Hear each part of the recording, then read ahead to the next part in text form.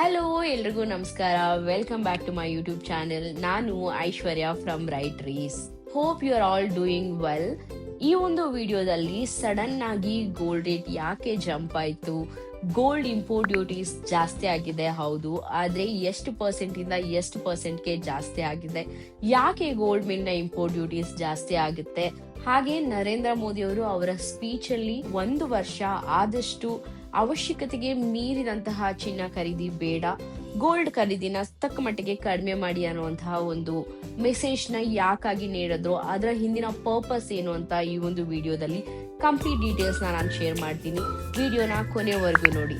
ಹಾಗೆ ನೀವೇನಾದ್ರೂ first time ನನ್ನ ಚಾನೆಲ್ ನ ವಿಸಿಟ್ ಮಾಡಿದ್ರೆ ತಪ್ಪದೆ ನನ್ನ ಚಾನೆಲ್ ನ ಸಬ್ಸ್ಕ್ರೈಬ್ ಮಾಡಿ. To start with a video, Modiji ಅವರು ಅವರ ಒಂದು ಭಾಷಣದಲ್ಲಿ ಕೆಲವೊಂದು ವಿಷಯಗಳನ್ನ ಕುರಿತು ಮಾತಾಡ್ತಾರೆ. ಅದರಲ್ಲಿ ಸಾಮಾನ್ಯ ಜನರ ಗಮನ ಸೆಳೆದಂತಹ ಒಂದು ಪಾಯಿಂಟ್ ಅಂದ್ರೆ ಚಿನ್ನ ಖರೀದಿನ ಕಡಿಮೆ ಮಾಡಿ.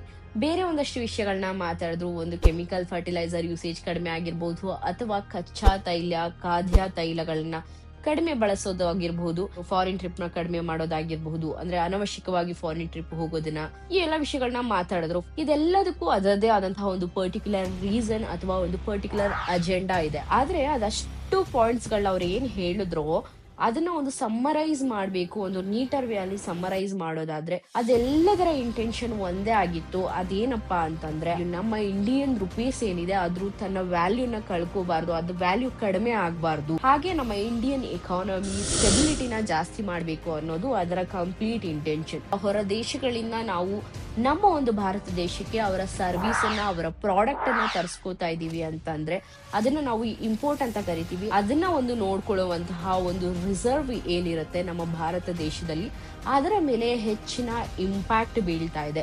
ಯಾಕೆ ಅಂತಂದ್ರೆ, ನಾವು ಇಂಡಿಯನ್ ರುಪೀಸ್ ಅಲ್ಲಿ ಅರ್ನ್ ಮಾಡಿ, ಇಂಡಿಯನ್ ರುಪೀಸ್ ಅಲ್ಲಿ ನಮ್ಮ ವಿತ್ ಇನ್ ದ ಕಂಟ್ರಿ ನಾವು ಇಂಡಿಯನ್ ರುಪೀಸ್ ಅಲ್ಲಿ ಟ್ರೇಡ್ ಮಾಡಿ, ಬೇರೆ ರಾಷ್ಟ್ರದಿಂದ ನಾವು ಹೊರ ರಾಷ್ಟ್ರಗಳಿಂದ ವಸ್ತುವನ್ನ ಖರೀದಿ ಮಾಡುವಾಗ ನಾವು ಡಾಲರ್ ಅಲ್ಲಿ ಅವ್ರ ಜೊತೆ ವ್ಯವಹಾರ ಪಡ್ಬೇಕಾಗುತ್ತೆ. ಗೋಲ್ಡ್ ಖರೀದಿ ಮಾಡೋದನ್ನ ಸ್ವಲ್ಪ ಕಡಿಮೆ ಮಾಡಿ ಅನ್ನೋ ವಿಷಯ ಏನ್ ಹೇಳಿದ್ರು ಅದು ತುಂಬಾ ಜನಕ್ಕೆ, ಅಂದ್ರೆ ಜನಸಾಮಾನ್ಯರಿಗೆ ಮೇಜರ್ ಇಂಪ್ಯಾಕ್ಟ್ ಅಥವಾ ಎಲ್ಲರ ಒಂದು ಕಿವಿನ ಅಲರ್ಟ್ ಮಾಡಿದಂತಹ ಟಾಪಿಕ್ ಅದು.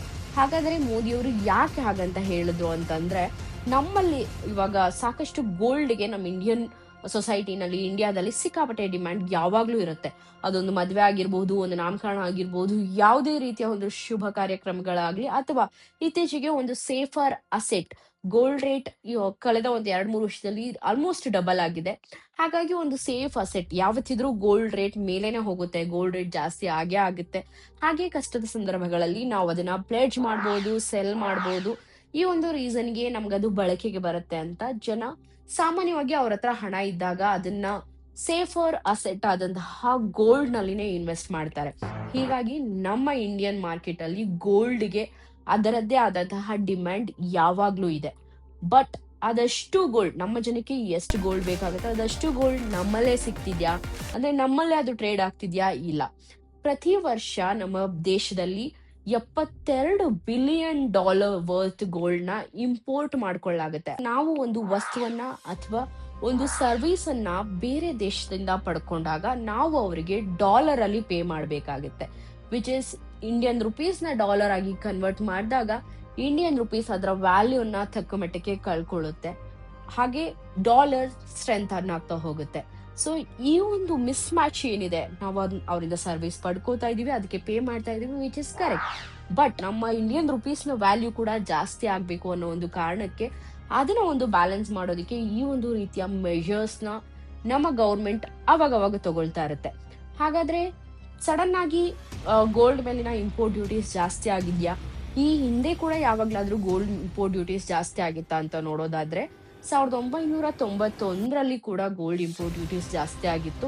ಅದಾದ್ಮೇಲೆ 2013ರಲ್ಲಿ ಕೂಡ ಜಾಸ್ತಿ ಆಗಿತ್ತು. ಅದು ಬಿಟ್ಟು 2024ರ ಬಜೆಟ್ ಅಲ್ಲಿ ನಿರ್ಮಲಾ ಸೀತಾರಾಮನ್ ಅವರು, ಅಂದ್ರೆ ಅವಾಗ ಅವರು ಫಿನಾನ್ಸ್ ಮಿನಿಸ್ಟರ್ ಆಗಿದ್ರು, ಇವಾಗೂ ಕೂಡ ಅವರೇ ಫಿನಾನ್ಸ್ ಮಿನಿಸ್ಟರ್, ಆ ಒಂದು ಬಜೆಟ್ ಅಲ್ಲಿ ಅವರು 15-16% ಇದ್ದಂತಹ ಗೋಲ್ಡ್ ಇಂಪೋರ್ಟ್ ಡ್ಯೂಟೀಸ್ ನ 6%ಗೆ ರೆಡ್ಯೂಸ್ ಮಾಡ್ತಾರೆ. ವೇರ್ ಗೋಲ್ಡ್ ಅಲ್ಲಿ ತಕ್ಕ ಮಟ್ಟಕ್ಕೆ ಫಾಲ್ ಆಗಿತ್ತು, ಅಂದ್ರೆ ಗೋಲ್ಡ್ ರೇಟ್ ಕಡಿಮೆ ಆಗಿತ್ತು. ಅದಾದ್ಮೇಲೆ ಮತ್ತೆ ಇವಾಗ 2026 ಮೇ 13ರಲ್ಲಿ ಗೋಲ್ಡ್ ಮೇಲಿದ್ದಂತಹ ಇಂಪೋರ್ಟ್ ಡ್ಯೂಟೀಸ್ ನ 6% ಇಂದ ಅಗೈನ್ 15%ಗೆ ಜಾಸ್ತಿ ಮಾಡಲಾಗಿದೆ. ಹಾಗಾದ್ರೆ ನೀವು ಗೋಲ್ಡ್ ನ ಪರ್ಚೇಸ್ ಮಾಡ್ಬೇಕು ಅಂದ್ರೆ ಆ ಒಂದು ಏನು ಇಂಪೋರ್ಟ್ ಡ್ಯೂಟಿ ಇರುತ್ತಲ್ಲ, ಡೈರೆಕ್ಟ್ ಆಗಿ ಅದು ಕಸ್ಟಮರ್ಸ್ ಮೇಲೆನೆ ಬೀಳುತ್ತೆ. 15% ವರೆಗೂ ಇಂಪೋರ್ಟ್ ಡ್ಯೂಟಿ ಜಾಸ್ತಿ ಆಯ್ತು. ಅದ್ರ ಜೊತೆಗೆ 3% GST ಮ್ಯಾಂಡೇಟರಿ ಪೇ ಮಾಡ್ಲೇಬೇಕು. ಅದ್ರ ಜೊತೆಗೆ ಸಾಮಾನ್ಯವಾಗಿ ಯಾವುದೋ ಒಂದು ಜ್ಯುವೆಲ್ರಿನ ನೀವು ಕೊಂಡ್ಕೋಬೇಕು ಅಂದ್ರೆ ಈಸಿಲಿ 10 to 20% ಅಷ್ಟು ಮೇಕಿಂಗ್ ಚಾರ್ಜಸ್ ಇದ್ದೇ ಇರುತ್ತೆ. ಹಾಗಾದ್ರೆ ಜಸ್ಟ್ ಥಿಂಕ್ ಮಾಡಿ, 1 gram gold rate already around 14 to 15,000 ಇದೆ, irrespective of 22 carat or 24 carrot.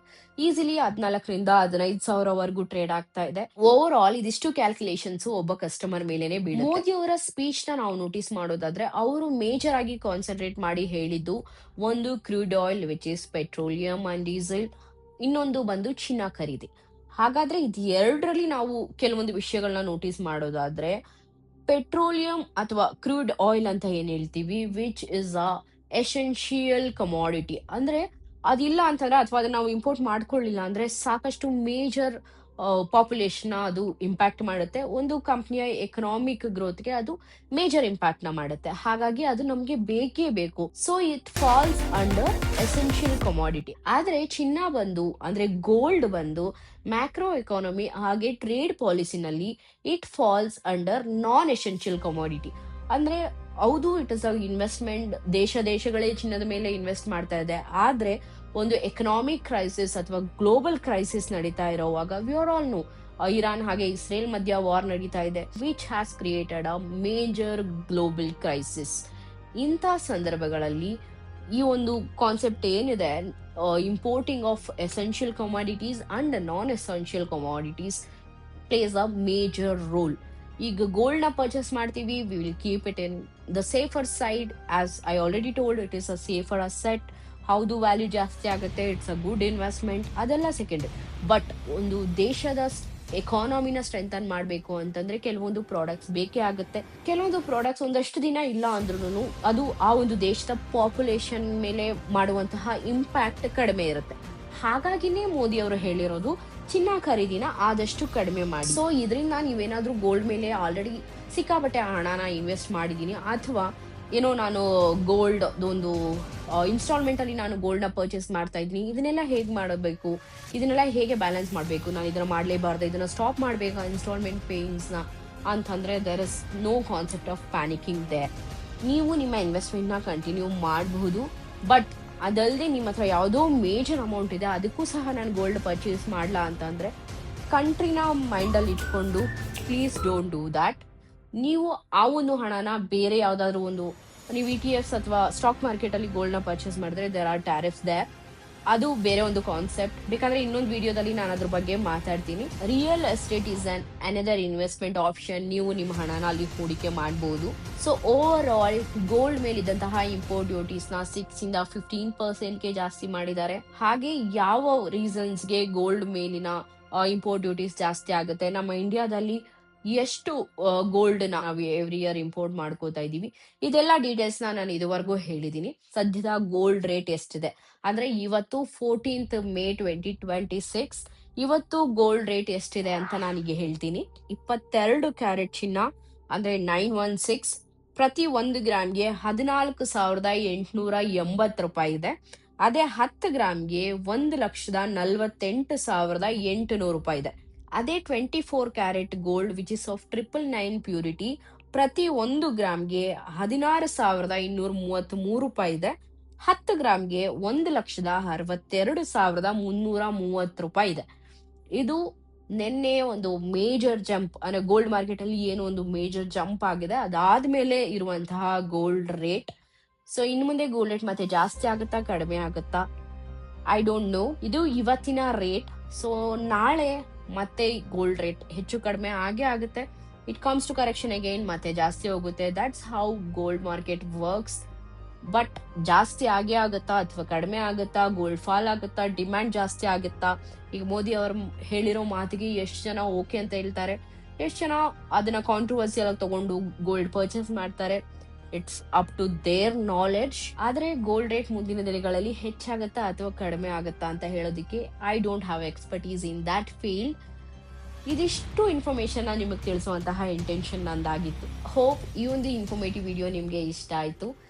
ಇದೇ ರೀತಿಯ ಇನ್ಫಾರ್ಮೇಟಿವ್ ವಿಡಿಯೋಸ್ಗಾಗಿ ನನ್ನ ಚಾನೆಲ್ನ ಸಬ್ಸ್ಕ್ರೈಬ್ ಮಾಡಿ. ವಿಡಿಯೋನ ಕಂಪ್ಲೀಟ್ ಆಗಿ ನೋಡಿದ್ದಕ್ಕೆ ಧನ್ಯವಾದಗಳು.